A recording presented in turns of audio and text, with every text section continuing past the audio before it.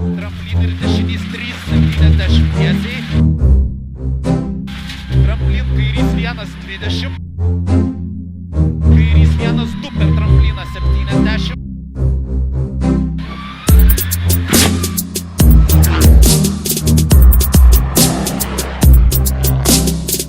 Po žiemos sezono privalu atnaujinti savo įgūdžius prie žvyrinės dangos, apsiprasti, tuo pačiu patikrinti automobilį, ar visi mazgai vietoje, ar jie atlaikys režimą tokį, kokį mes norim, kad jie atlaikytų ir galų gale ar padės mums kovoti dėl pergalių.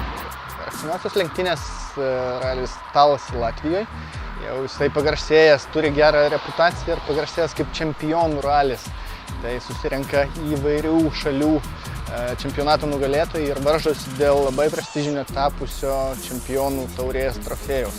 Tai kadangi aš jau su Žilvinu buvom laimėję šitą trofėją 2011 metais, tai dabar be abejo yra stimulas išsikovoti atgal. Mes dalyvausime statusų Baltarusijos autoralio čempionų 2013 metų.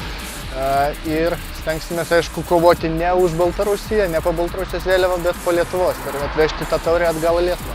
Nu, be abejo, čia daugiau statistinis formalumas, kad mes dalyvaujam neva už kitą šalį, bet be abejo tai yra čempionatas, jis yra atviras. Toliau mes planuojam lenktynės Estijoje, kurios bus mažas laiptelis ir maža paruošiamoji, sakykime, treniruotė kartu su lenktynėm į pasaulio čempionato etapą, kurį mes turėsime Lietuvoje.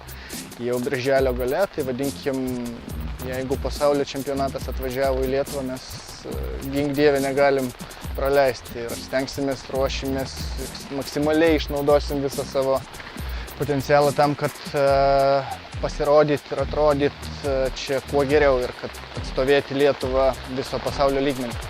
Nu, be abejo, lietus nepalengvina, jisai daro gruntą minkštesnį, jisai kelią daro pažliugusių, kas yra slidu, padanga prasčiau valosi ir sukibimo mes neturim, bet, kaip sakoma, sunku treniruotėse, lengva kovoji.